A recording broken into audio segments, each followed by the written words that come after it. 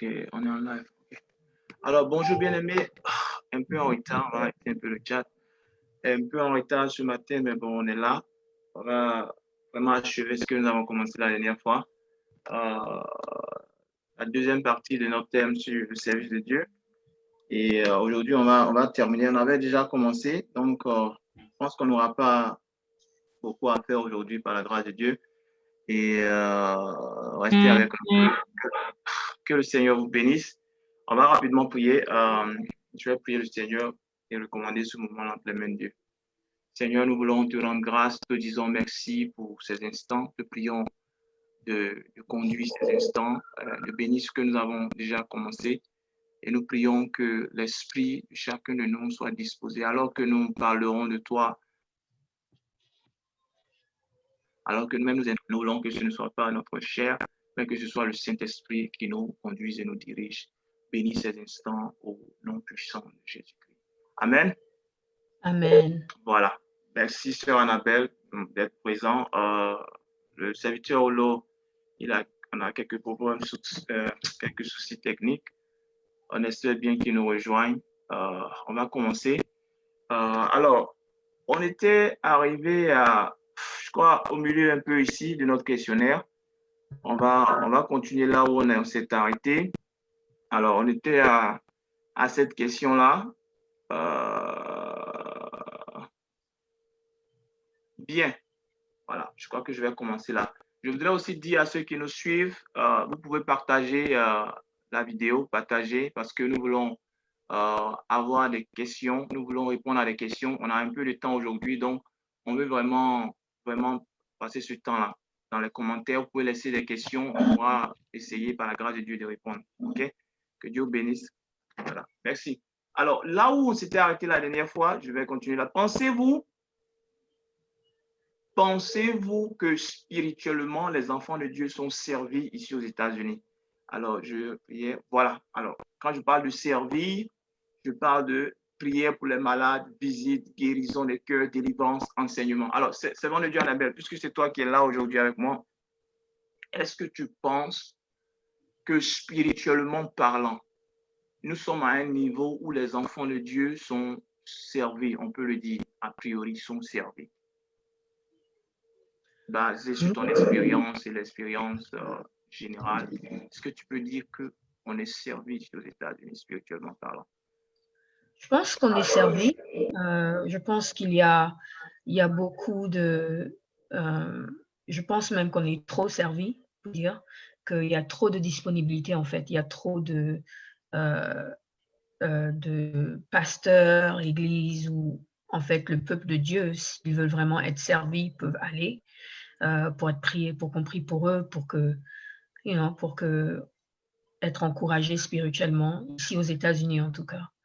Je pense qu'il y a beaucoup d'embarras du choix à ce niveau. Beaucoup d'embarras du choix. Est-ce que l'embarras du choix, pour autant légitime ou bien explique le fait qu'on soit vraiment servi? Parce qu'on peut avoir beaucoup de personnes, on peut avoir un certain nombre de personnes, mais si ces personnes-là ne sont pas assez disponibles ou bien ne sont pas assez dynamiques ou bien n'ont pas les moyens pour venir à bout des besoins spirituels des personnes, il va sans dire que le nombre ne garantit en rien la qualité de l'action, la qualité de l'œuvre, la qualité du service. Est-ce que beaucoup de personnes, ça remplace la qualité? C'est ce que je veux savoir. C'est vrai qu'on est aux États-Unis et c'est vraiment un pays où on joue avec le temps, on a besoin de gérer notre temps et que vraiment pour servir le peuple de Dieu, il faut avoir de la disponibilité. Mais aussi, ça vient de l'engagement du peuple et de leurs attentes. Tu peux aller recevoir ou aller pour que quelqu'un prie pour toi ou t'aider spirituellement, mais si toi-même tu ne prends pas l'engagement et ne fais pas les devoirs, les homework, c'est clair que tu ne seras pas servi au niveau de là où tu veux être servi.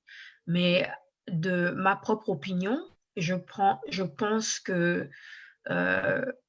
il y a suffisamment d'hommes de Dieu, femmes de Dieu disponibles au service du peuple. Mais je pense que l'engagement vient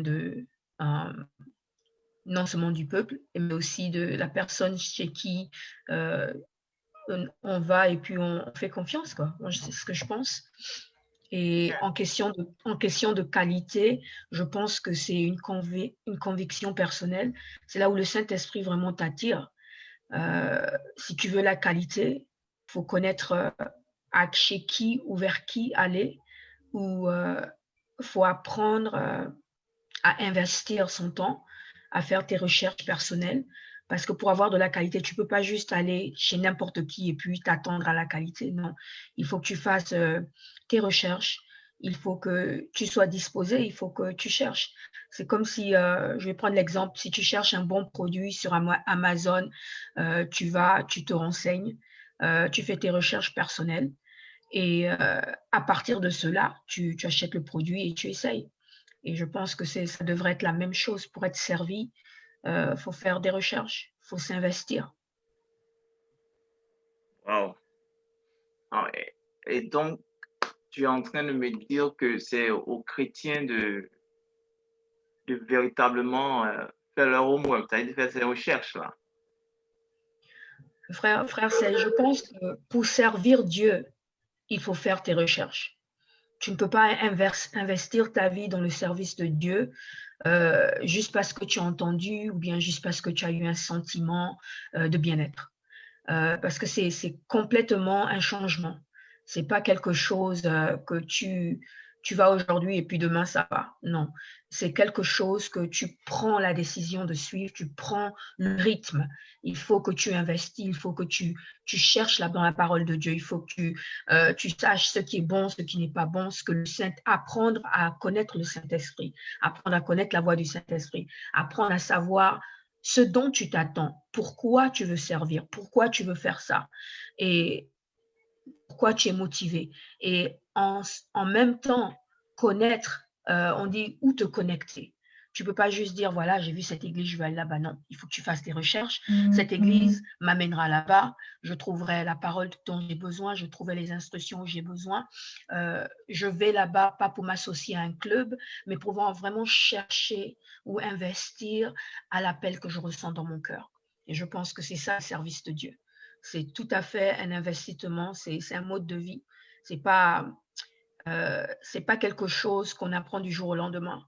C'est une marche continuelle. Donc, ça demande de l'investissement forcément. Ok, je vais encore affiner ma question, pour qu'elle soit OK. beaucoup plus ouais, compréhensible.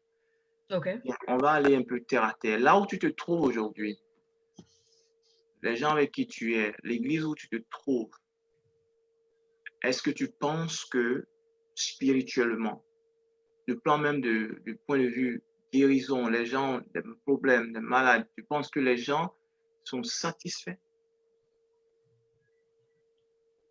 On ne peut pas être satisfait à 100%, hein. On ne peut pas être satisfait à 100%, mais tu penses, tu dois donner 50-50, tu penses que vous êtes sur une bonne lancée où tu peux dire que je peux recommander ce lieu-là à quelqu'un s'il a vraiment des problèmes spirituels. Parce qu'aujourd'hui, l'un des problèmes que nous rencontrons aux États-Unis, c'est que nous sommes en train de tomber dans, excuse-moi du terme, mais ce laxisme-là, où l'on est beaucoup plus tourné vers cette méthode un peu classique aux États-Unis d'enseigner. Euh, c'est la vie qui est vraiment positive. Euh, on passe sur les choses, mais les personnes vont et viennent avec des situations spirituelles qui sont ancrées en ces personnes-là. Que seule une action profondément spirituelle peut dissecate, peut carrément unravel, peut dévoiler. Et ça, ma foi, je pense qu'il a lieu de travailler vraiment sur nos compétences pour venir à bout des besoins du peuple. Ça, c'est ma conviction. Ça, c'est l'expérience que j'ai eue. J'ai été quelque part, j'ai été dans des églises, mais l'observation que j'ai, c'est que on vient pour la forme souvent. On vient beaucoup même pour la forme. Voilà. Mais les gens ont des problèmes et souvent même, ils ne veulent même plus parler de leurs problèmes aux gens qui sont devant eux parce qu'ils trouvent qu'il n'y a pas de, il n'y a pas d'engouement et il n'y a même pas de disposition spirituelle qui permettent à ces personnes-là de trouver une réponse idéale à leurs soucis, à leurs problèmes spirituels. Il n'y a pas de disposition. C'est-à-dire, je te donne un exemple, une église où on n'enseigne pas le Saint-Esprit, ou une église où on ne donne pas accès aux gens d'avoir même des temps de délivrance, une église où on ne parle même pas de don du Saint-Esprit, ou une église où on n'enseigne pas les gens sur la voie de l'Esprit de Dieu, ce que Dieu est capable de faire.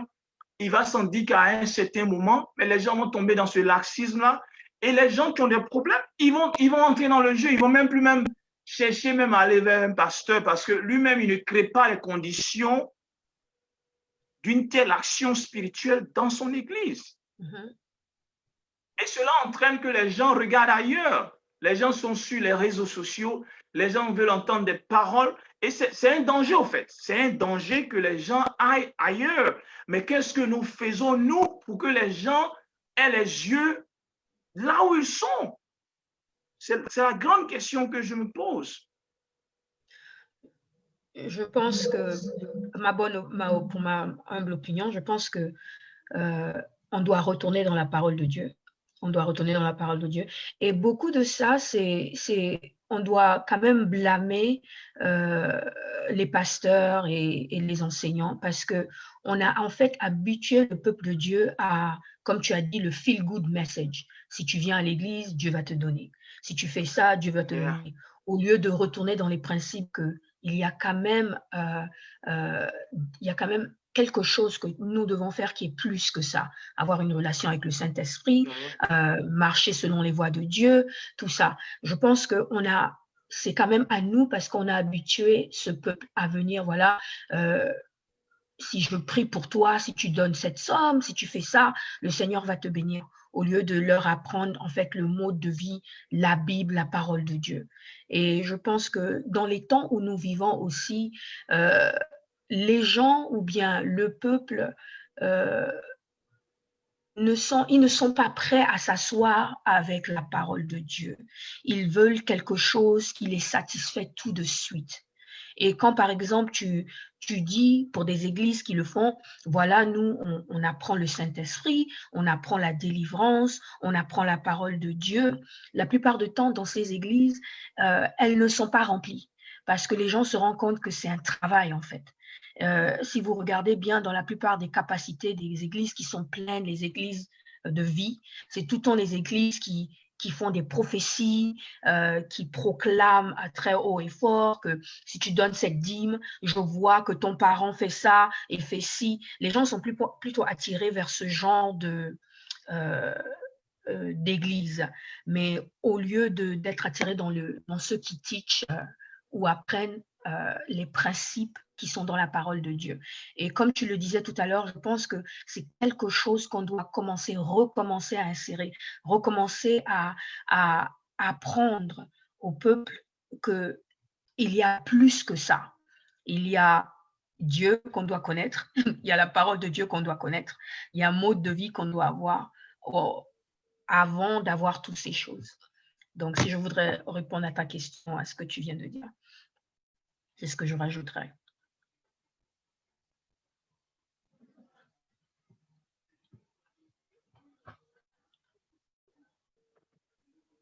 Que je sois contre enseigner les principes de Dieu, mais quelque part dans la Bible, il y a aussi, à côté des principes, il y a ce qui dépasse, ce qui, je dirais, au-dessus de certains principes.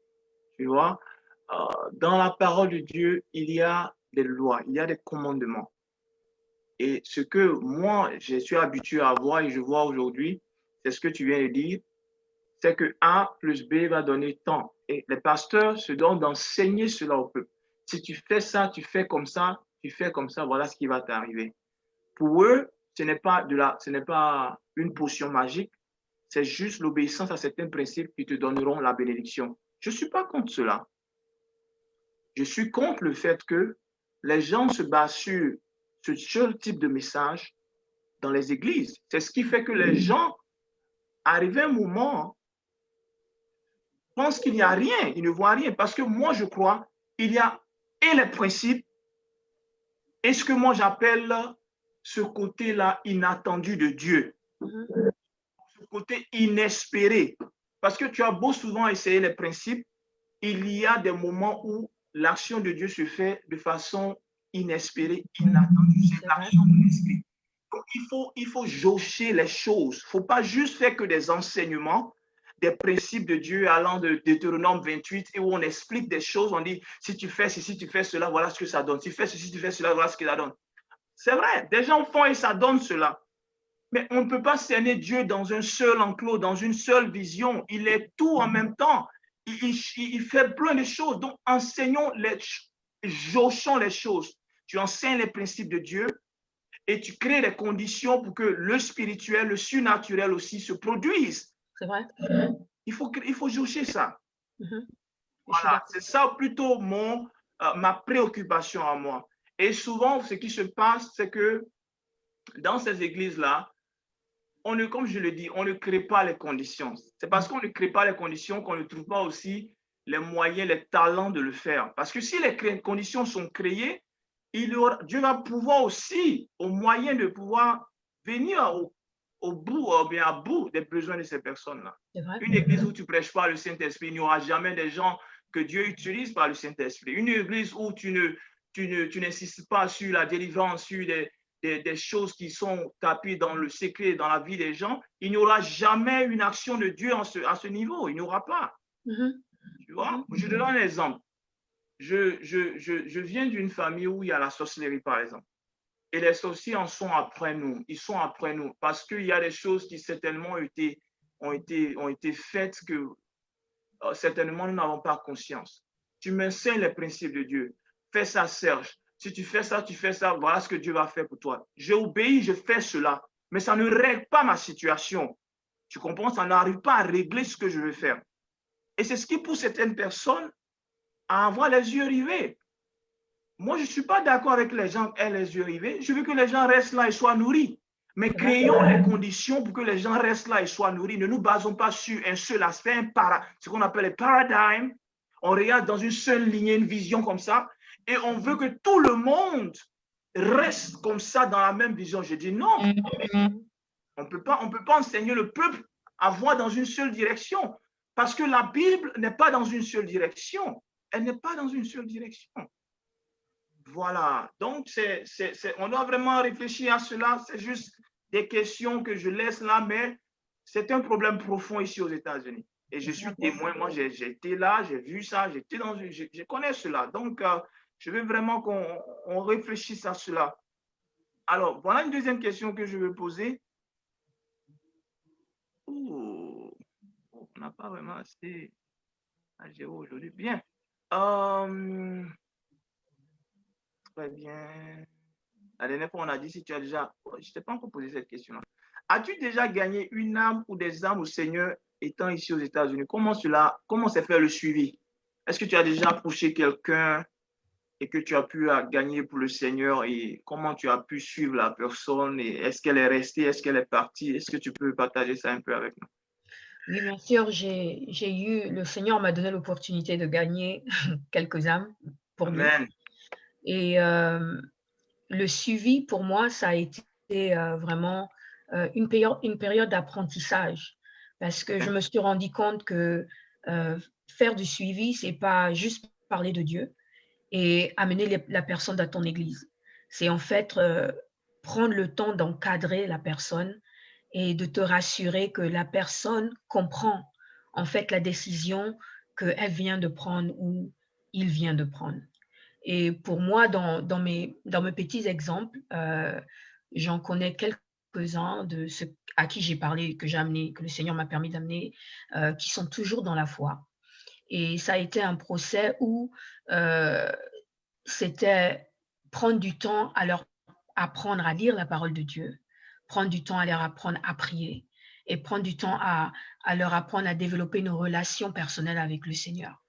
et au bout d'un moment, me séparer parce que ce n'était pas moi qui devais les amener, mais ils devaient apprendre à s'accrocher au Saint-Esprit. Et donc, le procès, en fait, c'était de vraiment investir mon temps avec ces personnes. Et aujourd'hui, je peux dire que elles sont bien ancrées dans la foi, elles sont toujours dans la foi, et on rend gloire à Dieu pour cela. Elles sont toujours dans l'église où tu es maintenant ou bien elles sont dans une autre assemblée? Dans une autre église, dans une autre province, Ok, non. ok. En tout cas, gloire à Dieu. Gloire à Dieu. Le processus n'est pas vraiment facile ici parce que à cause des conditions socioculturelles, la géographie, c'est pas du tout facile. Et gagner une âme ici, je dirais, c'est peut-être 7 fois gagner une âme en Afrique. Ça, je peux le dire parce que l'investissement dans la vie d'une seule personne ici, c'est vraiment beaucoup.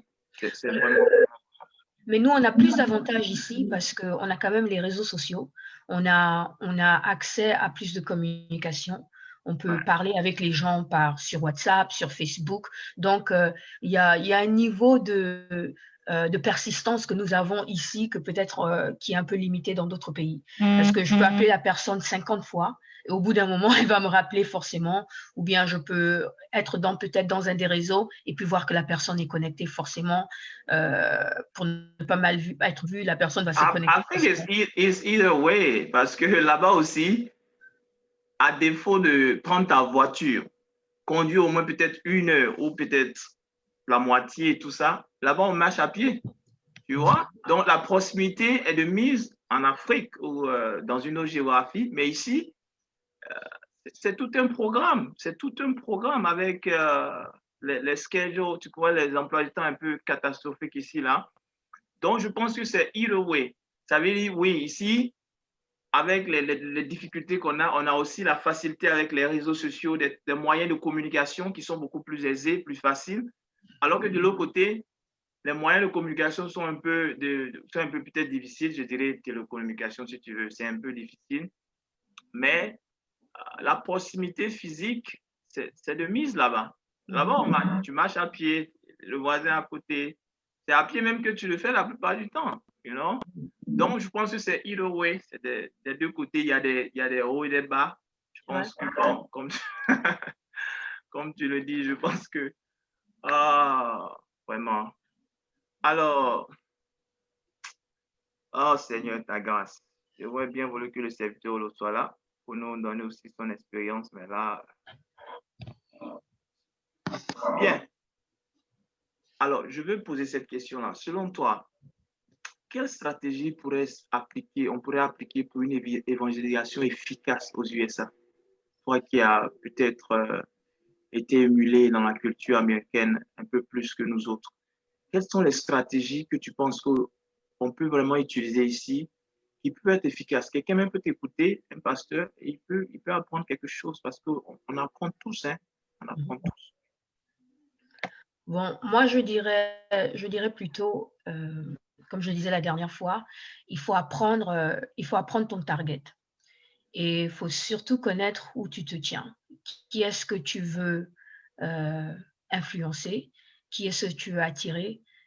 Quel est euh, à qui est-ce que tu veux évangéliser? Et à partir de cela, je pense que tu peux programmer, tu peux faire quelque chose qui attire. Par exemple, si tu veux attirer la jeunesse, tu sais que si tu commences à faire une prédication ou bien tu vas faire que des prédications, ils ne vont pas venir. Mais il va falloir que tu trouves quelque chose qui est dans le mouvement actuel. Nous, la dernière fois, on donnait l'exemple de notre église, on a fait des concerts avec des artistes chrétiens qui étaient un peu dans le style de nos jours, là, que les gens aiment bien écouter. Et on a pu attirer plusieurs personnes qui n'étaient pas chrétiens. Et je me rappelle aussi que une des tactiques qu'on avait fait, c'était qu'on avait fait un fundraising.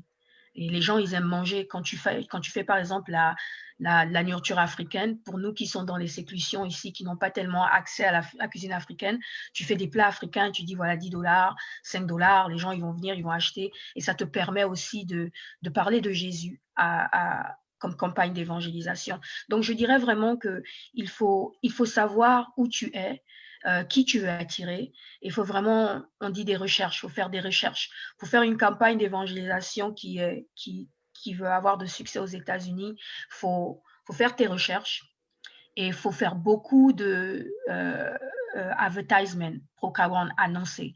Il faut avoir un cercle de gens que vous pouvez parler, que ça aille de bouche en oreille.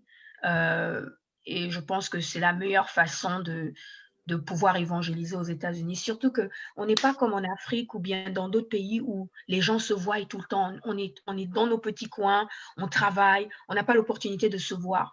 Donc, en fait, parler, faire des advertisements et puis, vraiment faire des recherches. Moi, c'est tout ce que j'ai à dire. Ce n'est pas quelque chose d'impossible, c'est quelque chose de faisable, mais ça demande beaucoup d'engagement et beaucoup de travail. Est-ce que tu penses que, parce que là, tu as souligné un point, ce que les gens font beaucoup ici, c'est la nourriture.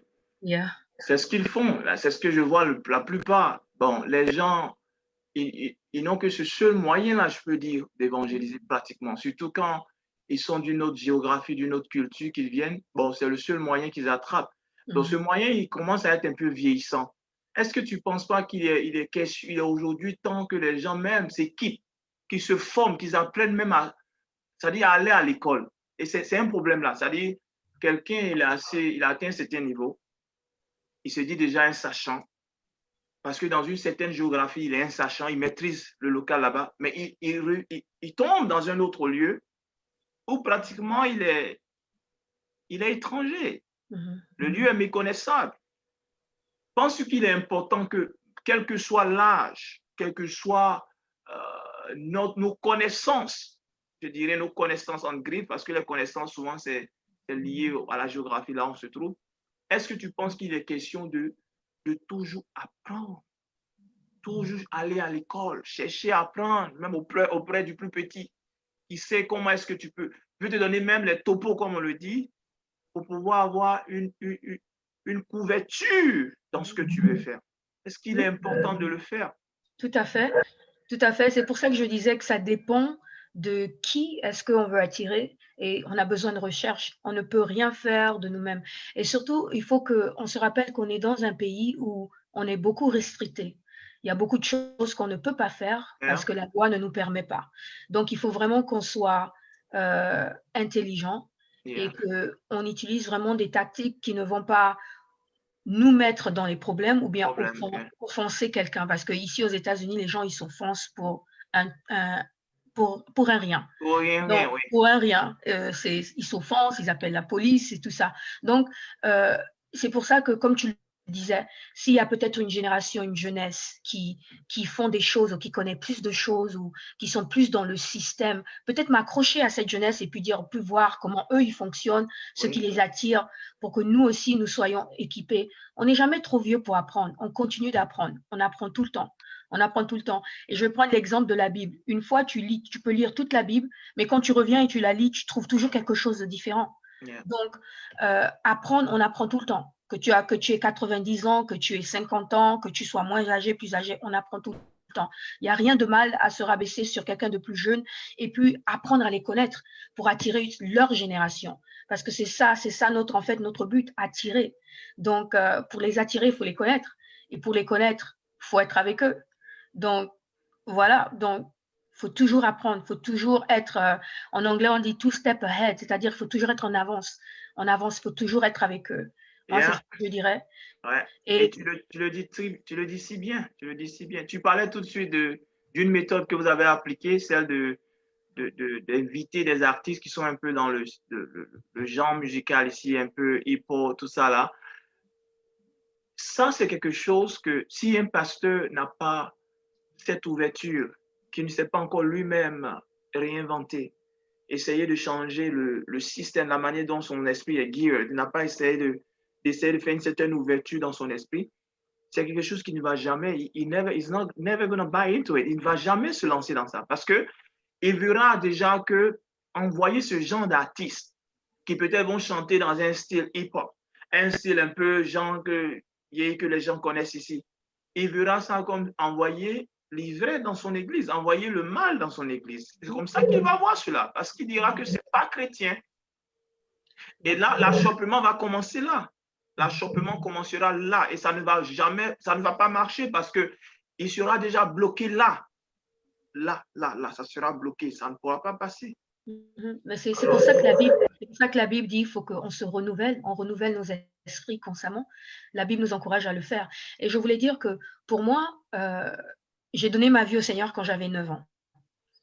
Et par rapport à ça, chaque jour à mon église, je dirais chaque jour, chaque semaine, ce qui m'attirait le plus, c'est qu'ils avaient des pièces de théâtre, ils avaient des danses culturelles, ils avaient des choses qui faisaient qu'en tant qu'enfant, je voulais y participer en tout cas. Je chauffais mes parents à tout temps, c'est moi qui les réveillais tous les samedis. Écoutez, on va être en retard, il faut que j'aille. Parce qu'il y avait quelque chose là-bas qui était pour moi, qui était dans le temps de ma jeunesse. Les ballets, participer à des théâtres, faire des choses qui vraiment cultivaient mon esprit en tant qu'enfant, qui me permettaient de passer du temps avec des chrétiens, des enfants chrétiens comme moi, dans une atmosphère où la parole de Dieu était, mais c'était aussi fun. C'était pas tellement strict, c'était fun, c'était quelque chose que j'aurais pu aller à l'école et puis dire à mes amis, ah oui, moi je suis dans ce truc-là, faut me joindre. Tu vois? Donc, je pense que c'est à peu près ce style. Si on veut attirer une jeunesse, on est obligé d'être dans leur mouvement. Pas dire, je ne dis pas d'amener le monde dans l'Église, je dis non, de changer le monde pour que Christ soit dans le monde. C'est-à-dire, changer un peu le dialogue, mais surtout les attirer dans ce sens. Le dialogue. C'est là tout le problème, changer le dialogue. Voilà. On veut pas changer le dialogue. Non. On veut parler comme on parle toujours, on veut pas changer le dialogue. Tu sais, c'est un problème. Le monde, il est fort. Ce que nous disons ici, ça fait rire, mais c'est un problème profond. Je t'assure que ça, c'est le problème majeur qui empêche à certaines églises de peut-être, ma foi, décoller. Eux, ils disent qu'ils décollent. Elles disent plutôt qu'elles décollent. Elles disent qu'elles sont en train de faire ce qu'elles veulent. Mais je pense que, comme tu l'as soulevé, ça dépend de qui est-ce qu'on veut évangéliser. Voilà. Ça dépend de ce que tu veux faire. Si ton intention, c'est juste de te focaliser sur des personnes, parce qu'aujourd'hui, ce que je vois, on a des missions qui viennent et qui recyclent les frères et sœurs qui viennent de l'Afrique et qui ont immigré ici, qui ne font que les suivre et les maintenir dans la foi. Souvent, certains même restent dans ce cercle-là et ils ne veulent pas y sortir. Ils veulent rester juste là. Peut-être que c'est la vision de Dieu pour eux, certainement. Peut-être que c'est là que Dieu voudrait qu'ils soient seulement. Mais moi, je pense, quand la Bible dit dans Marc 16, d'aller partout le monde, je ne pense pas que nous soyons amenés à rester là avec les mêmes personnes. Et ce que j'ai remarqué, je le disais une fois à quelqu'un, pasteur, les personnes avec qui nous sommes d'habitude, qui nous connaissent là, tellement nous nous connaissons, nous avons dépassé le cadre de l'Église. Nous sommes comme dans un certain club. Yeah. C'est comme un club maintenant. Et on veut toujours qu'on fasse les choses comme on le veut, comme on est habitué à le voir. C'est des impositions, c'est des... Sortons un peu, mélangeons un peu la sauce. Et ça va nous permettre d'avoir une ouverture d'esprit. Même les gens qui sont habitués à imposer leur rôle, si tu commences à mélanger un peu, ils vont se calmer parce que ça ne sera plus eux. Ça sera le peuple de Dieu, ça sera un peuple, une mosaïque. Ça ne sera pas juste un groupe. Parce que quand on est dans les groupes, ça crée les clans, ça crée ce qu'on voit aujourd'hui. Les gens, on va à l'église et c'est comme un clan. C'est comme un clan. Finalement, c'est comme un clan. C'est un danger, au fait. C'est un danger que de rester dans un seul groupe. Un groupe, je dirais, culturel. C'est vrai, les gens disent que les rassemblements sont bons, il faut qu'on garde notre identité culturelle, mais en même temps, il faut voir les faits qu'il y a derrière aussi. Il faut voir le side effect. Il y a des side effects quand on reste dans les groupes. C'est pour ça que je pense que connaître ton appel est vraiment important et connaître ta destination est vraiment important.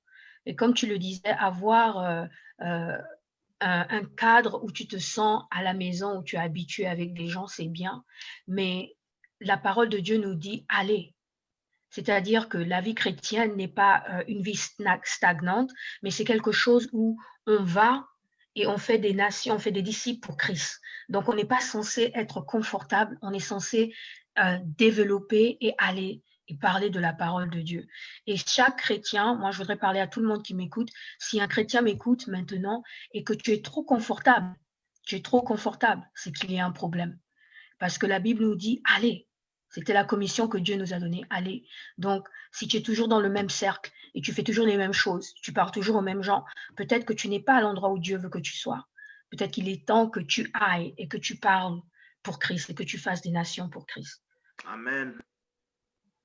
Amen, amen, amen, amen. En tout cas, que Dieu te bénisse, c'est le nom de Dieu. C'est véritablement cela. Je le dis à ceux qui nous regardent, on n'est pas là juste pour le fun ou bien pour le woman show.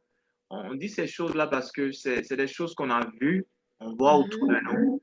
Le but, c'est que nous parvenions à apporter au peuple ce qu'il faut, à faire ce qui est équitable, juste. Je suis quelqu'un, j'aime pas vraiment l'injustice personnellement. J'aime pas quand on se retrouve quelque part et on est pour un groupe. Et puis, pendant qu'on est pour un groupe, on néglige un autre groupe. Ça, c'est quelque chose que j'aime pas du tout. C'est pourquoi je veux toujours que nous créions une atmosphère où le pasteur n'est pas pour un groupe. Il n'est pas pour deux personnes. Il n'est pas pour un tel genre de personnes parce qu'ils sont de son groupe ethnique ou bien ils viennent du même pays que lui. Il faut que le pasteur travaille constamment sur lui, comme l'apôtre Paul pouvait le dire, travaille durement et constamment sur lui pour se maintenir dans une position qui le rend équitable, équidistant, comme le diraient les mathématiciens, par rapport au peuple. Il faut qu'il soit équidistant par rapport au peuple. Ça veut dire quoi? Il peut arriver que je peux avoir des affinités avec des gens. Ce n'est pas mauvais. On peut avoir toujours des affinités. Mais je dois faire l'effort de créer les mêmes conditions d'affinité avec Y. C'est comme ça que j'arrive à être juste. C'est comme ça que j'arrive à créer l'équilibre et cette équitabilité-là, là où je suis. Mais quand I weigh down on one side, je suis toujours d'un côté, oh, Olo arrive. Alléluia. Gloire à Dieu, le serviteur Olo arrive. Quand je suis toujours d'un côté, serviteur Olo, tu es un persistant, hein? Mais... Tu es le violent, l'héritron, le royaume des cieux. Bien sûr, il fallait que je sois violent. C'est une soeur qui m'a donné une technique. Je lui dis merci. Elle dit, mais bon, il faut aller copier le. Elle dit, tu as le zoom up et puis tu mets dessus. Gloire à Jésus. Ok, puis, alléluia. Voilà, ça, je suis là. En tout cas, merci à la soeur qui m'a aidé. Dieu te bénisse. Elle se connaît. Que Dieu vous bénisse. Merci, on est content que tu sois là. Amen. J'ai vu Annabelle en train de se débattre là-bas. Il dit, mais il faut que je. Oh! Non, elle ne se débat pas. Amen, amen, amen, amen. Je suis là. Oui, bon, serviteur, comme tu es là, oui. Dis-nous, on avait. Bon, on ne va pas revenir tout. Non, on ne va pas revenir, alors continuons. Mais je vais juste poser cette question sur l'évangélisation dont on parlait à l'instant. Frère Serge, est-ce que je peux rajouter quelque chose avant que tu lui poses la question? Vas-y, rapidement. Je voulais dire que dans le livre de Galates, Galates 3, au verset 28, la Bible est précise. Elle dit, il n'y a plus ni juif, ni grec. Il n'y a plus d'esclaves ni libres, il n'y a ni homme ni femme, car quand vous êtes tous en Jésus-Christ. C'est-à-dire que quand tu parlais des clans, qu'on est tellement dans la mentalité des clans, mais la Bible nous dit que nous sommes un en Jésus. Donc la mentalité que nous devons avoir, c'est la mentalité de Christ, au lieu de la mentalité de « parce que moi je suis gabonaise, je vais rester dans mon clan des Gabonais, bien que je m'attache dans les autres, mais je vais rester dans mes principes. » Mais pour servir Dieu, en fait, c'est abandonner tout ça. C'est devenir comme Christ. Et c'est de vraiment prendre l'image de Christ et de marcher selon les voies de Christ. C'est pour ça qu'il est important de ne pas rester continuellement dans une même mentalité, mais de s'épanouir spirituellement. C'est ce que je voulais rajouter avant que le ministre Olo vienne et nous aide aussi dans cette... Merci beaucoup. Ouais, il faut leur prêcher cela, il faut prêcher cela. Je pense que les pasteurs ont un travail à faire à ce niveau. Parce que je pense que les pasteurs, c'est les gens que les gens écoutent. Moi, j'ai été dans une église, Les hommes de Dieu, là, le peuple, comme le disait, le peuple est à l'image du pasteur. Le pasteur est censé créer, c'est-à-dire mettre les valeurs qu'il veut dans son peuple, quand il le veut. Il peut le faire négativement, il peut le faire positivement, mais c'est son rôle à lui. Et si tu n'enseignes pas les gens dans cet esprit-là, et que déjà en commençant l'église, tu as cet esprit-là de créer un groupe, tu es toujours en train d'utiliser des termes. Je vois même souvent nos prédications, on utilise des thèmes purement africains, des thèmes.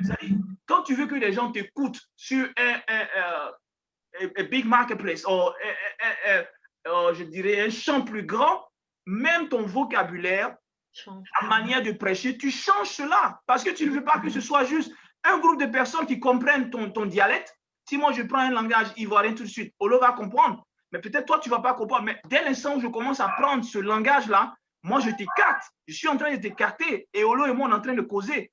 Alors quand toi un pasteur, tu prêches et tu utilises ces genres de néologismes africains et autres, pendant que d'autres sont là, mais tu es en train de créer dans l'esprit des gens ce qu'on veut éviter. C'est comme ça que nous créons cela. Donc, c'est le pasteur à lui déjà même d'avoir un langage qui inclut tout le monde. Et il doit changer sa manière de parler, sa manière de s'exprimer, sa manière même de prêcher. Il doit arrêter ces exemples qu'on prend en Afrique parce qu'il n'y a pas qu'un seul peuple africain dans son église. You know? Alors, serviteur Olo, on parlait de ce problème-là. Je le disais un jour à quelque part. Si tu restes toujours avec les gens qui te connaissent là, ils te négligent, ils ne te respectent même pas. J'ai déjà vu ça. Parce que depuis là, vous jouez comme Soleil Placalido ensemble. Ils te connaissent même depuis la Côte d'Ivoire. Ils ne te respectent même plus. Parce que tous les jours, c'est la même chose, ils te voient. Sors un peu, évangélise le monde entier, envoie une mosaïque dans le peuple. Tu vas équilibrer les choses. Si les gens qui sont devant toi ne te respectent pas, mais va ailleurs. Parle à d'autres personnes. Les autres personnes te donneront plus d'estime parce que le prophète n'est pas, comment on le dit là, le prophète n'est pas aimé, il n'est pas aimé chez soi, il n'est pas reconnu chez soi. Alors, qu'est-ce que tu en penses? On voit ça beaucoup dans nos églises maintenant. Oui, je suis parfaitement, je l'ai toujours dit, hein, même Jésus, prenons Jésus. Jésus, lorsque Jésus est retourné là où il est né dans sa patrie, même ses propres frères ne l'ont pas reconnu. Mais il a été adulé quelque part, il a été adulé par les gens. Oui. Voilà. Dans notre propre maison, souvent les gens ne reconnaissent pas notre valeur. Ils ne reconnaissent pas ce que nous prêchons, ils ne reconnaissent pas ce que nous sommes. Jusqu'à ce que peut-être un jour, tu quittes là et tu laisses un vide et qu'on commence à reconnaître ton rôle, ton importance dans l'Église. Donc, il est important. Et même étant des enfants de Dieu, ce n'est pas juste souvent d'être cloîtré dans son coin, les quatre murs, tu es là. Il faut des ouvertures. Oui. Il faut aller, voilà, il faut des ouvertures. Allons-y apprendre. Auprès des autres, allons chercher. Regardez, c'est pas mauvais pour un pasteur d'être ouvert et de regarder comment l'autre fait. Tout et tout. C'est toujours bien de copier ce qui est positif. Donc, je suis parfaitement d'accord avec vous. Nous devons avoir le sens d'ouverture dans le service de Dieu. Amen, amen. Je veux revenir sur ça. Je ne voulais pas, permettez, on est déjà à midi pratiquement. Je veux demander ça à Olo aussi. Annabelle a déjà donné son point de vue, mais souvent les points de vue peuvent être différents. Serviteur Olo. Oui. Je reviens dessus parce que je n'ai pas eu l'occasion de te poser cette question. Est-ce que ça me tient vraiment à cœur cette question? Oui. Est-ce que tu penses que spirituellement parlant, le peuple de Dieu est servi ici aux États-Unis, spirituellement parlant? Et quand je parle de spirituellement parlant, je veux parler de nos besoins, nos attentes spirituelles. Ok. C'est une question. Non, on n'a pas besoin d'être 100%. Mais oui, tu vois l'amorce. L'amorce, c'est vraiment... Je vois la situation de deux côtés. Et du côté des enseignants, et puis du côté aussi des apprenants. Oui. Voilà. Les enseignants et les apprenants. Commençons par les enseignants. Oui, oui. Bon, peut-être que moi, je ne suis pas ce genre de personne. Et je n'aime pas trop, quand je suis dans une église, je suis tellement fidèle, Donc, tout ce que peut-être je vais dire, c'est par rapport Vas-y, à notre église. Je pense, et je crois que oui, le peuple de Dieu est servi, est enseigné. Cependant, il y a des challenges. Quand on parle d'enseignement, ce n'est pas seulement aller à l'église pour aller prêcher l'évangile et puis c'est fini. Tu comprends? On a besoin des visites, on a besoin des appels, on a besoin d'être là. Par exemple, quand j'étais au pays, je voyais mon frère quitter la maison souvent à 2 h du matin. Il est parti, on l'appelle ceci, cela. Alors qu'ici, c'est un peu difficile. Donc, c'est tout un ensemble. Et arriver quelque part avec ce que les expériences que nous vivons, non, je ne suis pas bien encadré, je ne reçois pas. Oui, c'est vrai, il y a des limites. Attendez que je ferme cette porte. OK.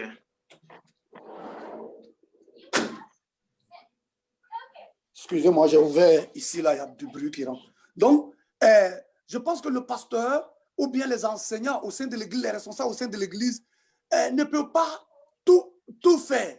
Ils n'arrivent pas à tout faire. Ils n'arrivent pas à satisfaire comme il se doit. Quand bien même que peut-être ils ont de la volonté, mais on ne peut pas dire qu'à 100% le peuple de Dieu est servi ici à 100%. Même quand on va en Afrique, on ne peut pas dire qu'à 100% le peuple de Dieu est servi. Il y a toujours certaines personnes qui se plaignent, non, nous sommes lésés, ou bien le pasteur aime telle personne, ou bien le pasteur deal avec telle personne, tout et tout.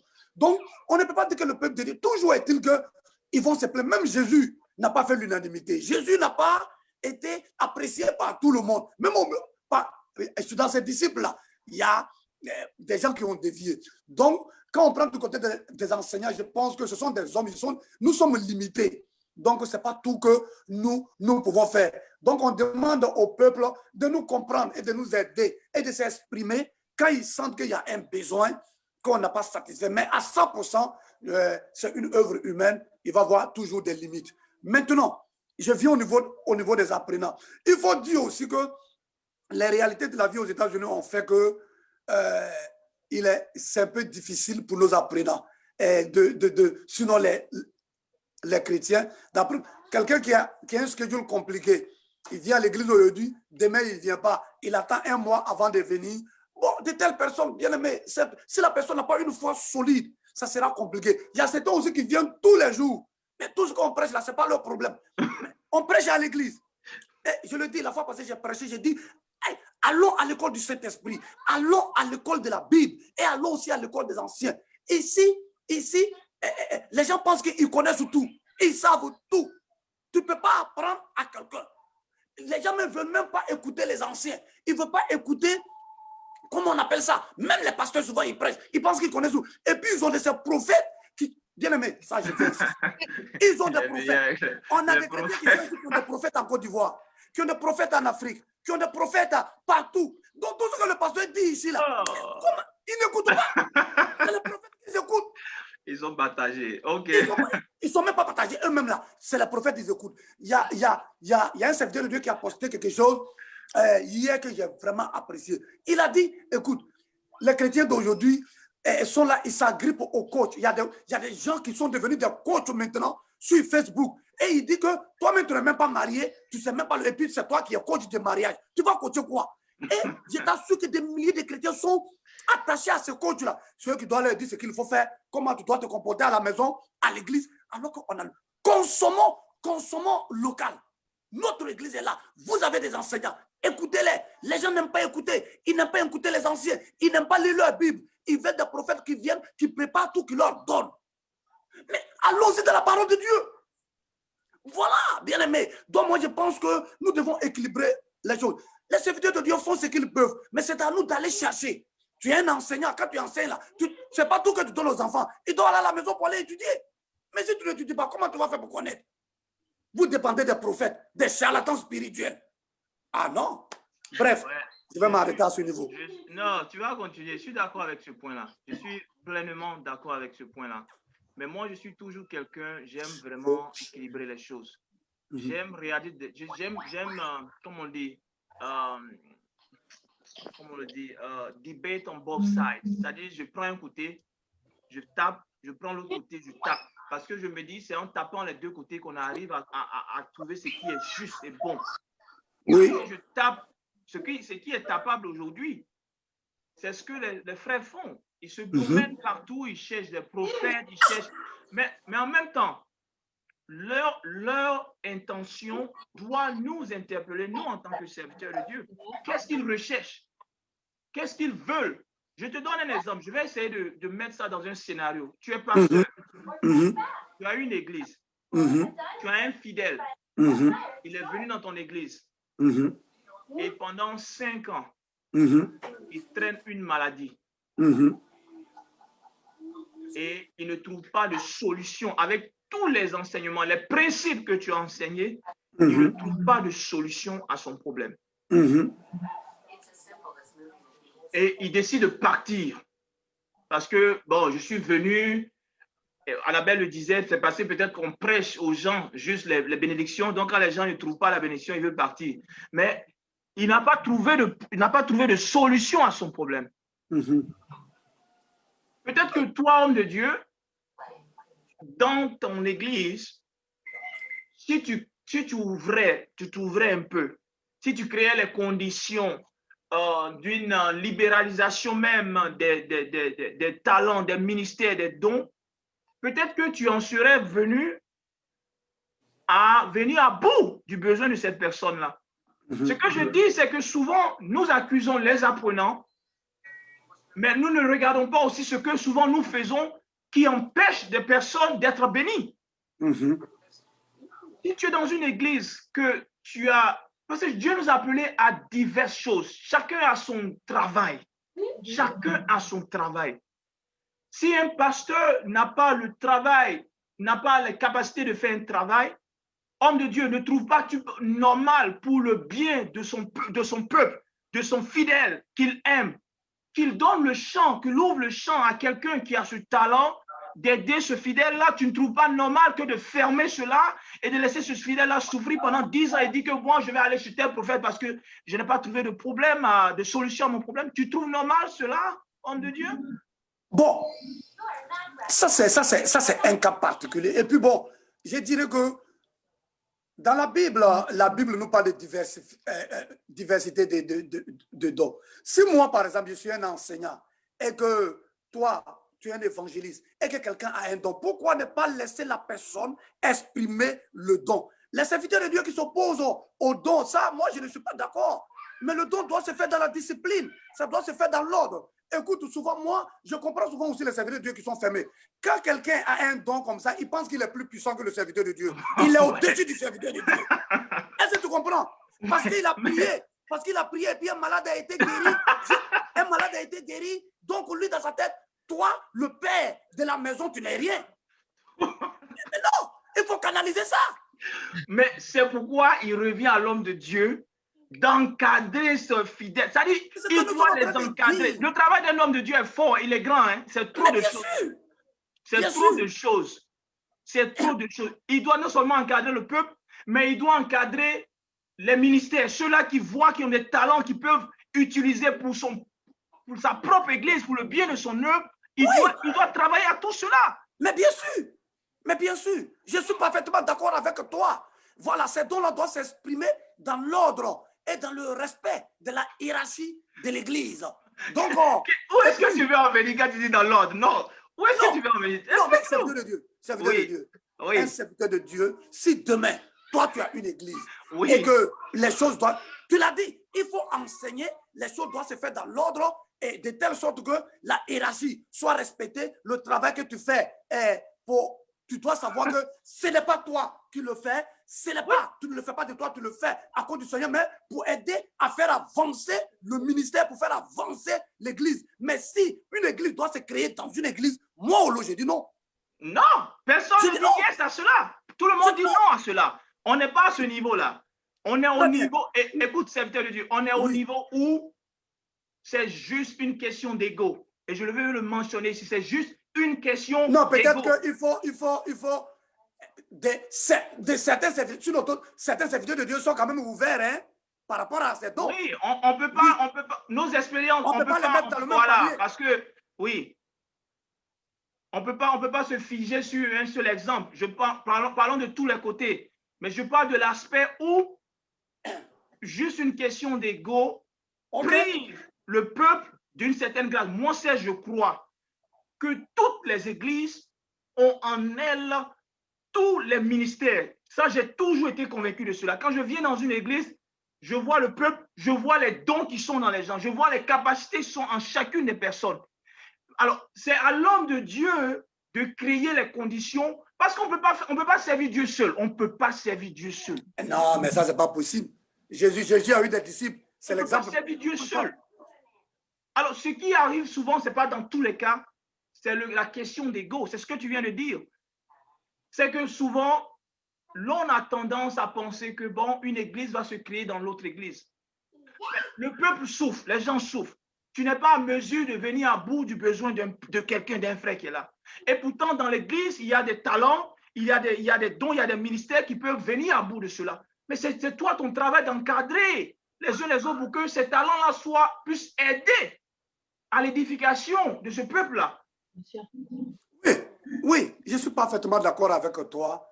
Oui, c'est au serviteur de Dieu d'encadrer. Mais moi, comme toujours, je te le dis et je maintiens cette position-là. Il faut aussi qu'en encadrant, celui qui a le don se laisse enseigner, se laisse encadrer. Oui. C'est parce qu'il a un don. Non, le pasteur n'a rien à lui dire. C'est là que moi, je m'insurge. Pas du tout. Non, il y a non. On a vu ça. On a vu oui, c'est vrai, c'est vrai. Et le gars est responsable du groupe de prière parce qu'il prie, quelqu'un est guéri. Le pasteur n'a rien à lui dire. Non. Non. Bon, ok. Exactement. Ouais, donc, vrai. c'est pourquoi je parle de chacun doit connaître sa position et reconnaître le serviteur de Dieu. Tout et tout. Sinon, là, si tu as un don, que tu pries pour les gens, que les gens sont guéris. Par exemple, prenons l'église, je prends le nom d'une église de manière banale, église du feu. Nous tous, nous sommes dans l'église du feu. Tu es le pasteur. Et puis bon, moi, je suis un responsable. Ministre Annabelle est responsable. Et on arrive à prier pour qu'un malade soit guéri. Peut-être que toi, tu enseignes. Mais nous, on a le don de guérison. On prie pour que les gens soient guéris. Mais quand on va demander, mais il est de quelle église? On ne dira pas qu'il est de l'église, il est de l'église du feu.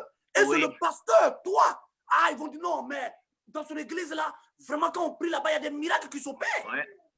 Tu comprends? Donc, tout ce que nous faisons avancer l'œuvre de Dieu, nous faisons avancer l'église. Mais je vais relever quelque chose. Malgré tout ça, là, il y a des gens qui sont là. Le pasteur peut être ouvert, comment, mais il y a des chrétiens qui sont dedans, des brebis qui sont dedans, qui vont toujours trouver que c'est insuffisant. Ils ont toujours des connexions avec des prophètes. Et c'est ce que moi je combats.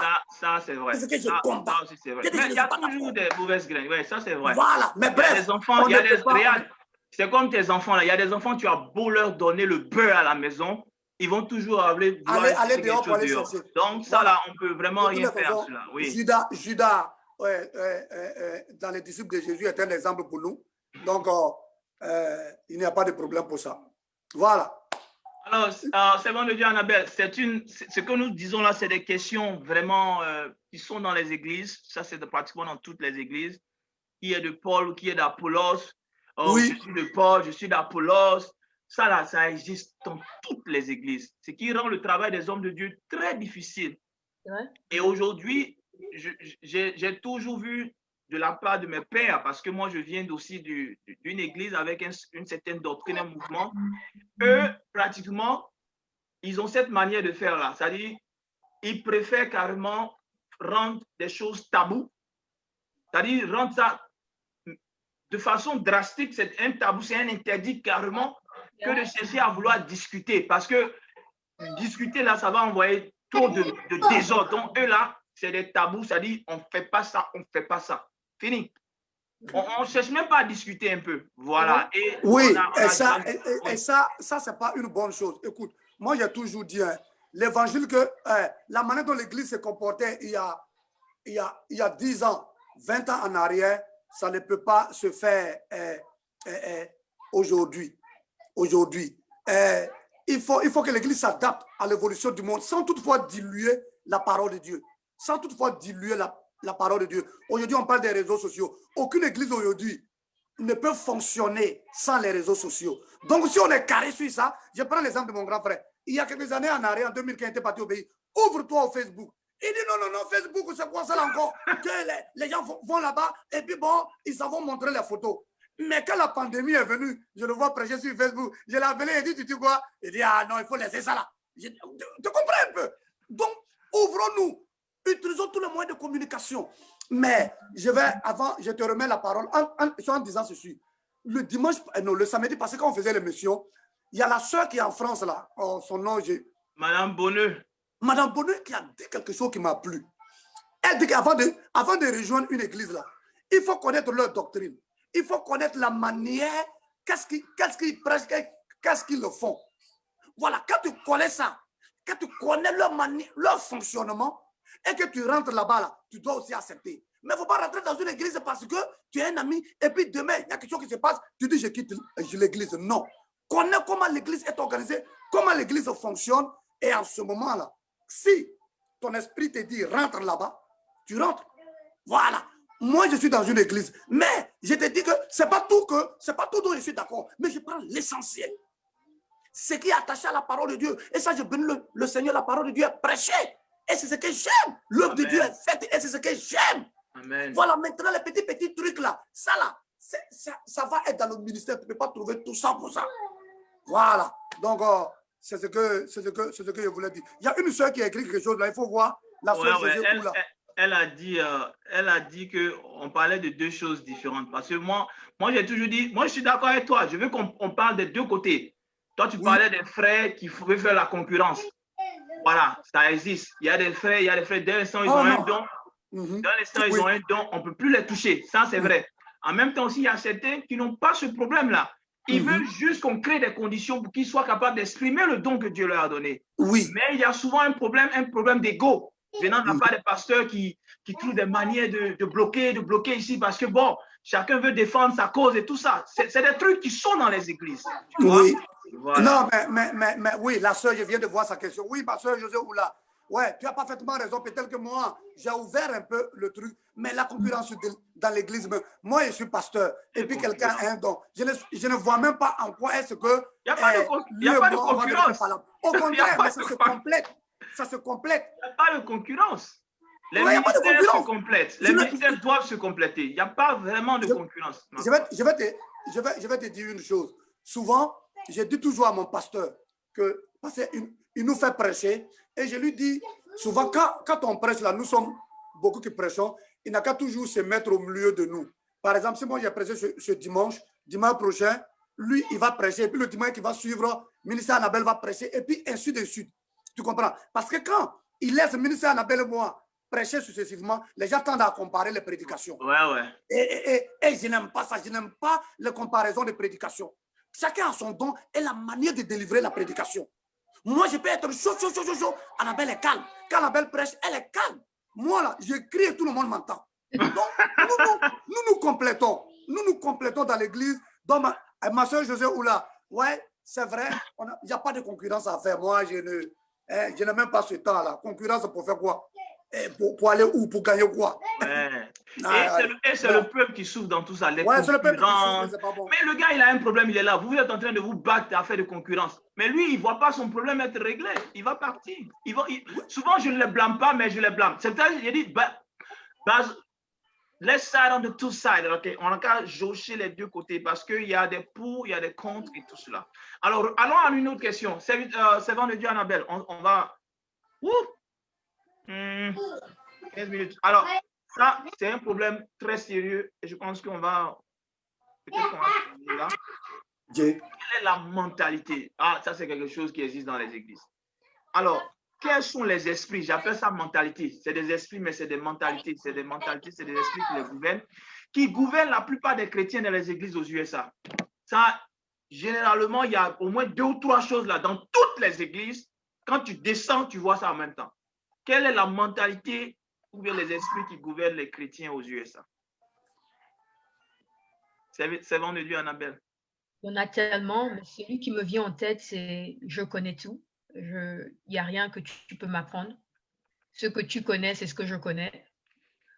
Et ce que tu es, c'est ce que je suis. Donc, c'est celui qui me vient en tête principalement. Ouais. C'est mauvais, hein? Et c'est très mauvais. On peut pas être égaux en termes de fonction. Peut-être en termes de, je dirais non, de position. On peut pas. L'égalité n'existe. Moi, ma part, hein, c'est des choses. La dernière fois, on parlait de l'égalité entre les hommes dans l'autre thème, mais c'est ça qui détruit, ça détruit vraiment l'œuvre de Dieu, cette histoire de je suis comme toi, on est même chose, ceci, cela. Ça détruit l'œuvre de Dieu. C'est de l'anarchie même, je dirais. C'est vraiment de l'anarchie. Serviteur de Dieu, quelle est la pensée que tu as quant à la mentalité des chrétiens ici aux USA? Les chrétiens. La mentalité des chrétiens. Non, la mentalité de... Moi, je ne sais pas, c'est le système qui fait ça. Ouais. Ou bien, bon, c'est quand on prend l'avion et puis on arrive ici et qui fait ça. Les États-Unis, ce n'est pas le ciel. OK? Ce n'est pas le ciel. Voilà. Mais il y a un certain manque de respect au sein de l'Église. Tu comprends? Il y a un certain manque de respect des serviteurs de Dieu, des responsables d'Église et vice-versa. Et vice-versa. Et puis, bon, je ne sais pas si vous avez parlé de ça. Très souvent, on peut dire que souvent nous sommes trop dans notre coin, dans notre petit coin.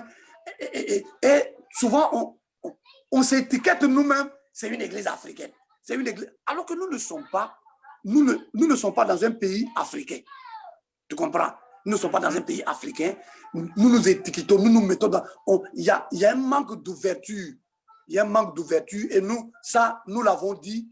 Donc, je peux dire qu'il y a un problème de respect de l'autorité même. Je ne sais pas si c'est le pays qui fait ça. Et puis bon, il y a cette histoire de vouloir rester dans notre petit coin. Et puis bon, il y a ce petit... troisièmement, je peux dire qu'il y a ce petit conflit d'intérêts. C'est pas... Bon, ça, on a... Oh, serviteur de Dieu. Abou, Alléluia. je reçois un coup de fil. Oh là là, c'est un coup de fil qui est venu me couper. Voilà. Donc, il y a ce conflit d'intérêts là qui est là, un problème de positionnement. Quelqu'un pense que tu vas venir me dépasser, mais moi, je te dépasse et puis je vais où? Tu vois? Donc, ce sont des petits trucs que je pense qui sont dans les mains. C'est normal, c'est humain. C'est l'être humain. C'est comme ça l'être humain est. Dans la société, on retrouve ça. C'est vrai que dans l'église, on dirait qu'on ne devrait pas retrouver ça, mais on retrouve ça. Et puis aussi souvent, on n'est pas trop solidaire au sein de l'église, la solidarité. On n'est pas trop solidaire. Bref, je vais laisser toi aussi développer quelque chose. Voilà. Bon, la mentalité que j'ai vue, bon, j'ai été dans une ou deux églises, bon, souvent je visite et tout ça. L'esprit de mensonge est beaucoup aux États-Unis ici. Les gens mentent beaucoup. Ouais, les gens ne sont pas vrais. Ils ne sont pas vrais du tout. Le mensonge, il est à son paroxysme ici. Et je sais que peut-être c'est l'environnement socio-culturel, tu sais qui je suis, je peux tout ce que je veux faire, je suis libre, c'est la liberté individuelle. La liberté, voilà. Voilà, la liberté individuelle qui emmène les gens à jouer à ce jeu-là. Ils mentent vraiment aisément et ils sont à l'aise. Ils mentent simplement et c'est normal, quoi. C'est pas un problème, ils mentent beaucoup. Ils sont là toujours à faire des trucs dans le dos des gens.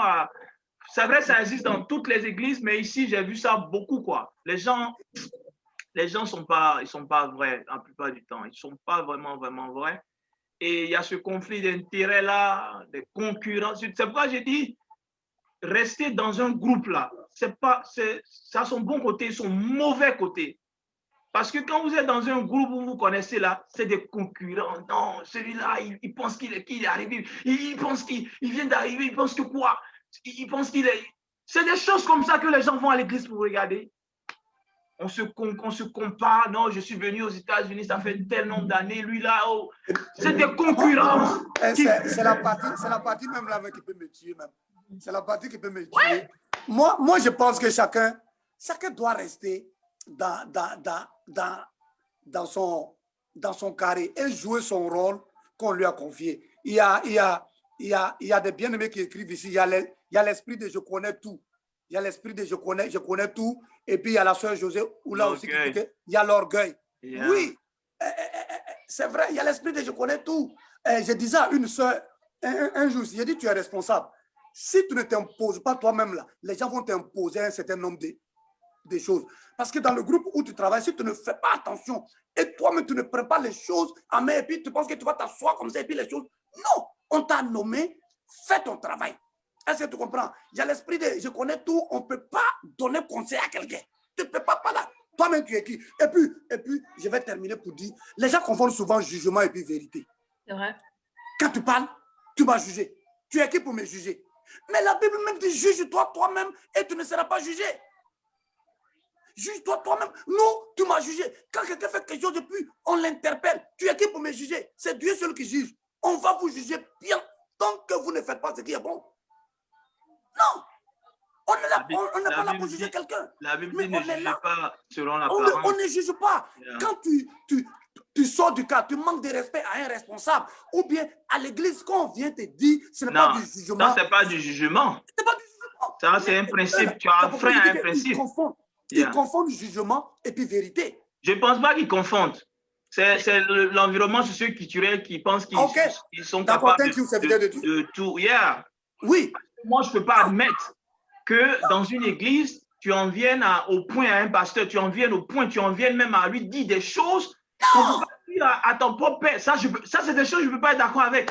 Quelles que soient nos divergences, je ne serai jamais d'accord avec parce que ce n'est même pas moral. Ce n'est même pas. Laissons même le côté d'église. Ce n'est même pas moral, you know? Mais quand tu parles, on dit que tu les as jugés. Donc, nous, on la Bible dit ne jugez pas selon l'apparence, jugez selon la justice.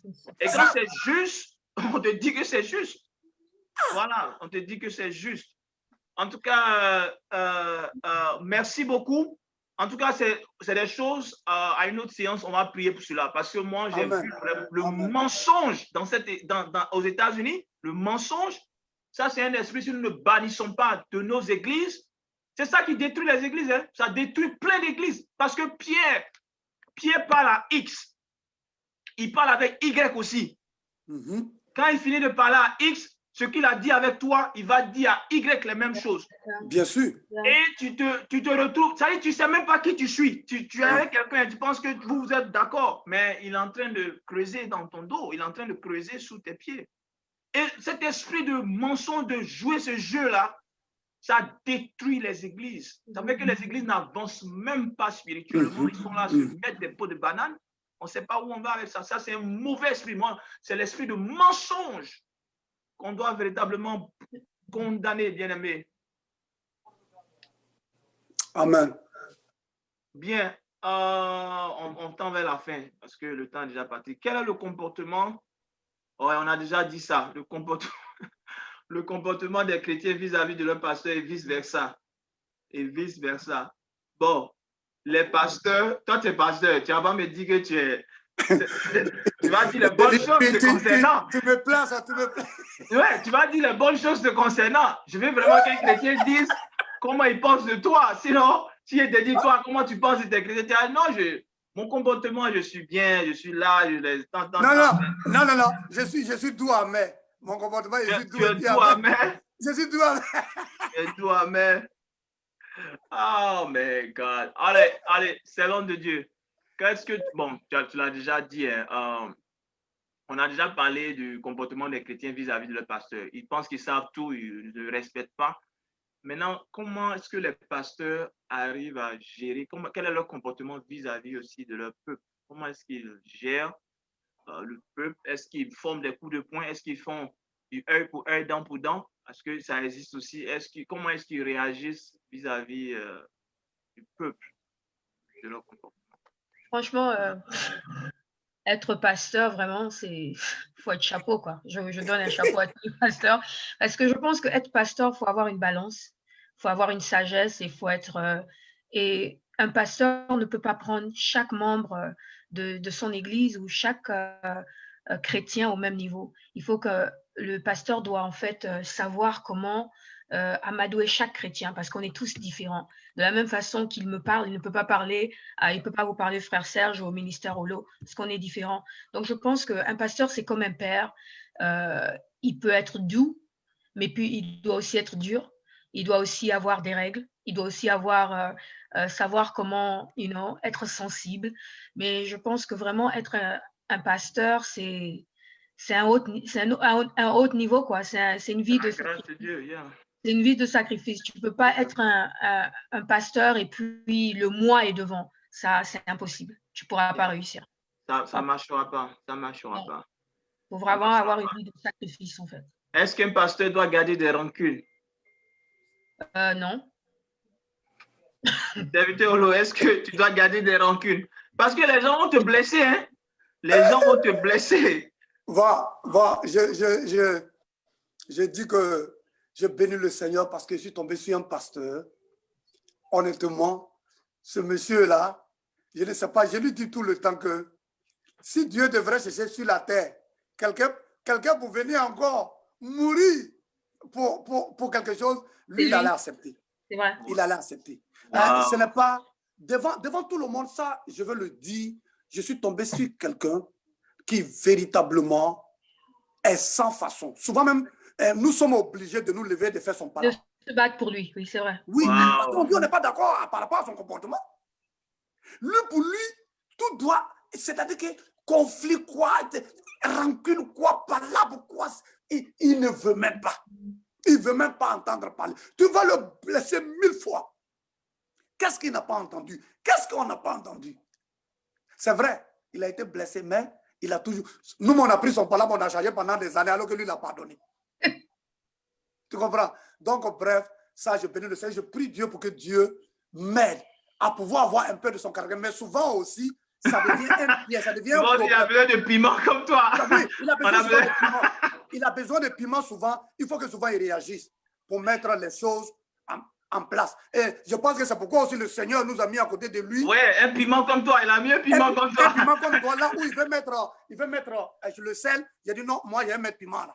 Et puis bon, on fait ça pour lui. Mais on bénit le Seigneur pour sa vie. Ça, on bénit le Seigneur pour sa vie. Il y a une seule qui parle de pasteur Louba. Non, on n'est pas là pour faire des palabres. Mais souvent, il faut taper dur. Parce que si on veut dorloter trop les chrétiens aussi, on dit même Jésus, il a tapé dur souvent.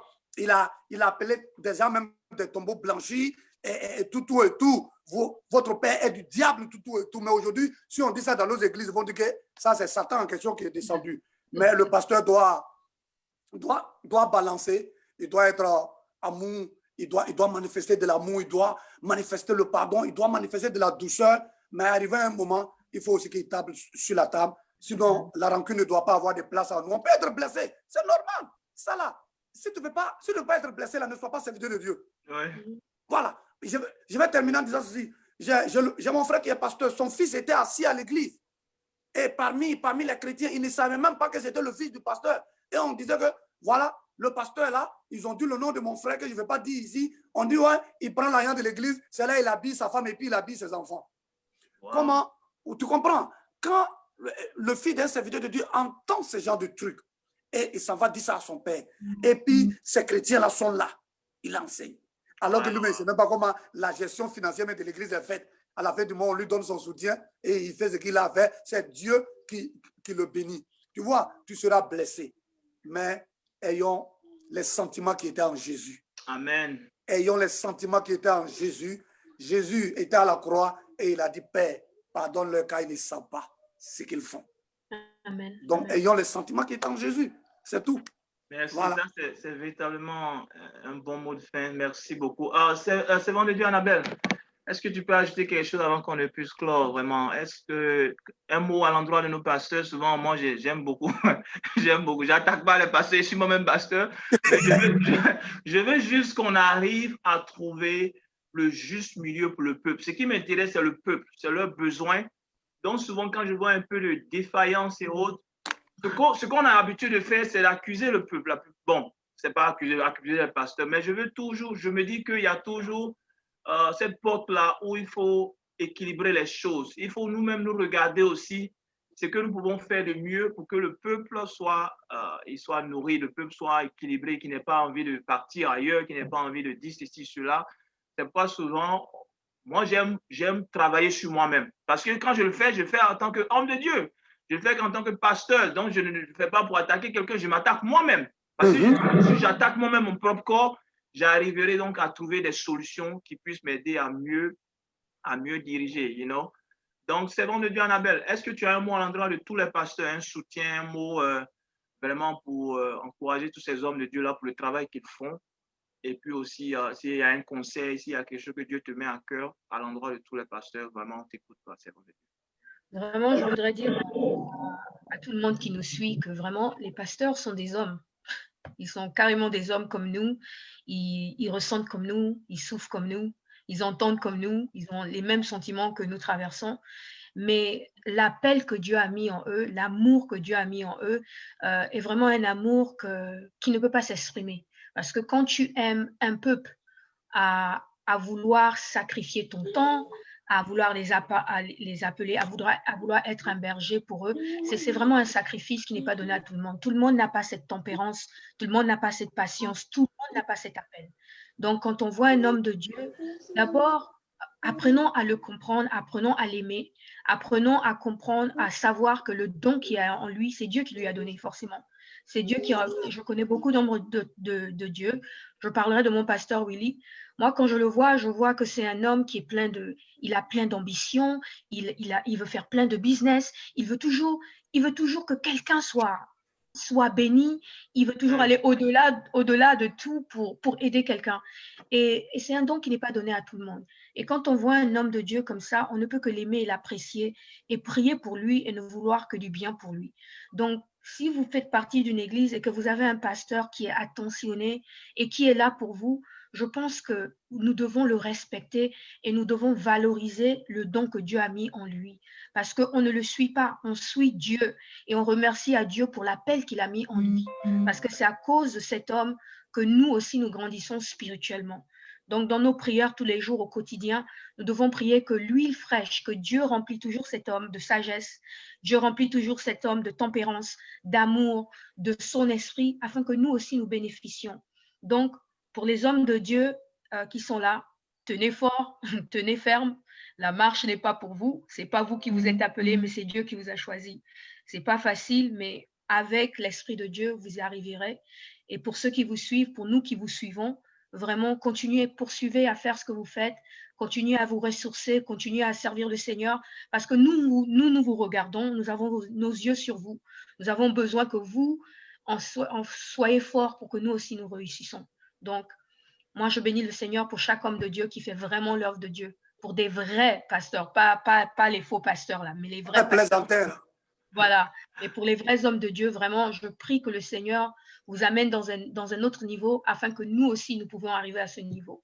Voilà, c'est tout ce que je voulais rajouter ce matin. Amen. Vraiment, belle conclusion. Serviteur de Dieu, Olo, tu vas dire ton dernier mot et prier pour les pasteurs, prier pour le service de Dieu, prier pour tout ce que Dieu te mettra à cœur, qu'on peut faire pour pouvoir encore améliorer ce que nous faisons déjà et puis aider aussi le peuple. Voilà, tu vas déjà dire un mot à l'endroit des pasteurs, à l'endroit des hommes de Dieu. Oui, à l'endroit des hommes de Dieu, puisque moi-même, je viens d'une famille où presque tout le monde est serviteur de Dieu. Je connais leurs souffrances. Quelqu'un a dit que pendant que nous avons des problèmes, le pasteur Hygiène, il prie pour nous. Le pasteur se lève à 2 h du matin, il vient nous rendre visite. Ou bien, il est en train de penser à comment gérer l'église pendant que nous sommes en train de dormir, et tout. Donc, je vais dire que les serviteurs de Dieu ont choisi un métier pas du tout facile parce qu'on pense que être serviteur de Dieu, c'est être inoffensif, on peut tout faire et puis accepter. Mais nous prions pour tous ces serviteurs de Dieu, c'est de tenir ferme parce que le Seigneur qui les a appelés les aidera. Jésus est notre modèle, c'est ce qu'il ne faut pas oublier. Jésus est notre modèle par excellence. Il a été frappé, il a été interrogé, souvent il n'a pas réagi, tout. Donc nous prions que tous les serviteurs de Dieu, en tout cas les vrais comme Annabelle l'a dit, pas ceux qui viennent pavaner sur Facebook et puis nous raconter des histoires, tous les vrais serviteurs de Dieu, que le Seigneur les soutienne. Et particulièrement notre pasteur ici, que le Seigneur le renouvelle et que le soutienne. Je vois ces chrétiens qui sont en train d'écrire beaucoup ici, pasteur Ouli. Voilà. Mais toi aussi de ton côté, sache que Tiens bon, mon frère Serge. C'est pas du tout Amen. facile. Tiens bon. Tiens Amen. bon. L'église où tu fréquentes, tous les pasteurs qui sont là-bas, qu'ils tiennent bon. Que le Seigneur les fortifie. En conclusion, que ces pasteurs-là aient les sentiments qui étaient en Jésus. En Jésus. De roi qu'il était, il s'est abaissé, il est venu, il est mort et il nous a donné la vie. Donc, mourons pour nos brebis. Mourir ne veut pas dire mourir physiquement pour eux, mais faire des sacrifices pour que le peuple de Dieu soit béni. Sur le peuple de Dieu, la plus grande joie du serviteur de Dieu, c'est que le peuple de Dieu est béni. Voilà. C'est un peu ça. Voilà. Amen, amen, amen. En tout cas, tu lisais ce passage-là qui a fait que, bon, tu m'as mis à la bouche et j'ai envie de lire avant que Annabelle puisse prier pour nous tous et les serviteurs de Dieu. Je vais le lire. C'est quelque chose que Dieu t'a mis à cœur. Il faut qu'on le lise. Alors, c'est dans Philippiens 2, verset 5, je le lis. Écoutez, la Bible dit, ayez en vous les sentiments qui étaient en Jésus-Christ, lequel, existant en forme de Dieu, n'a point regardé comme une proie arrachée d'être égal avec Dieu, mais s'est défié lui-même en prenant une forme de serviteur, en devenant semblable aux hommes et ayant paru comme un simple homme, il s'est humilié lui-même, se rendant obéissant jusqu'à la mort, même jusqu'à la mort de la croix. C'est pourquoi aussi Dieu l'a souverainement élevé. Amen. Il lui a donné le nom qui est au-dessus de tout nom, afin qu'au nom de Jésus, tout genou fléchisse dans les cieux, sur la terre et sous la terre, et que toute langue confesse que Jésus-Christ est Seigneur à la gloire de Dieu le Père. Amen. Que le nom du Seigneur soit béni. Amen, amen. Alors, Seigneur de Dieu, Annabelle, prie pour nous, prie pour les hommes de Dieu, prie pour tout ce qu'on a dit. Si Dieu t'inspire, parle et que la gloire revienne à Dieu. On va prier le Seigneur. Amen, alléluia. Éternel, nous te disons merci pour des moments comme cela où nous pouvons apprendre de toi, nous pouvons venir discuter et être clarifiés par tes prétextes et tes principes. Seigneur, ta parole est une lampe sur nos pieds et une lumière sur nos sommeils, Seigneur, ce matin. Nous te disons, Seigneur, que nous nous abandonnons à toi. Le désir de nos cœurs, Seigneur, pendant ces moments, c'est d'arriver à un niveau de compréhension, un niveau où nous pouvons t'écouter, où nous pouvons avoir une relation avec toi.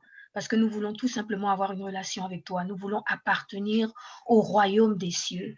Ce matin, nous avons prié, nous avons parlé, nous avons débattu, Seigneur, sur tes voix, sur ce que nous entendons, sur ce que nous observons à l'Église. Mais Seigneur, c'est toi qui changes. C'est toi qui amènes le changement, Seigneur. Nous prions, Seigneur, que tu amènes, Seigneur, ce que tu veux dans ton Église. Seigneur, nous déclarons un réveil, Seigneur, dans la vie des chrétiens, dans la vie des pasteurs. Seigneur, change nos mentalités, renouvelle-nous, rends-nous semblables à toi. Seigneur, le désir de nos cœurs, c'est de servir comme toi, c'est de parler comme toi, c'est d'aimer comme toi. Seigneur, c'est d'œuvrer comme toi. Seigneur, rends-nous semblables, Seigneur. J'élève tout homme de Dieu, Seigneur, qui a répondu à l'appel, celui de te servir. Seigneur, ce soir, ce matin, cet après-midi, Seigneur, je prie que tu touches, Seigneur. Seigneur, que tu donnes le réconfort. Seigneur, que tu renouvelles leur force, Seigneur. Qu'ils s'attachent à toi, pas à ce que le peuple dit, pas à ce qu'ils voient, Seigneur, qu'ils ne soient pas limités, mais Seigneur, qu'ils voient, qu'ils s'attachent à toi, qu'ils s'attachent à ta promesse. Seigneur, je prie pour chaque chrétien connecté. Je prie pour chaque personne qui aspire, qui ont le désir de te connaître. Oh Seigneur, touche-les à leur point de besoin. Seigneur, étends ta main sur chaque personne. Seigneur, étends ta main sur Seigneur, s'il te plaît, déverse. Seigneur, déverse ton esprit. Déverse ta pensée. Seigneur, nous voulons être comme toi. C'est le cri de nos cœurs. Seigneur, c'est le désir de nos cœurs. Seigneur, nous voulons remporter la victoire. Seigneur, la couronne, Seigneur, qui est la vôtre. Seigneur, merci pour des instants comme cela. Merci pour des moments comme cela. Je te remets le ministre Renaud, je te remets le ministre Serge. Seigneur, eux qui ont eu l'idée, Seigneur, de créer cette plateforme. Seigneur, que cette plateforme touche, Seigneur, les extrémités. Seigneur, que cette plateforme, Seigneur, aide quelqu'un qui a besoin de te connaître. Seigneur, que cette plateforme, Seigneur, rendre sur des cœurs, Seigneur, Seigneur, merci, Seigneur. Merci pour ton esprit. Merci parce que tu es omniprésent. Merci parce que tu n'es pas le Fils de l'homme pour te repentir, mais tu es l'Éternel Dieu, Seigneur. Et ce que tu diras certainement dans nos vies. Et nous te remercions, nous te rendons la gloire et l'honneur qui t'est dû. À toi la gloire ce matin, Éternel. C'est dans le nom précieux de ton Fils que nous avons prié. Amen. Amen. Merci à vous, mes chers compagnons. Que Dieu vous bénisse. Allez, Merci à ceux qui nous ont suivis. Amen. Merci à vous. Merci d'être avec nous. Que Dieu vous bénisse. Et bon samedi, bon week-end et bon début de semaine aussi à vous tous. Amen. Amen. Amen. Bon culte chez vous. Bye bye.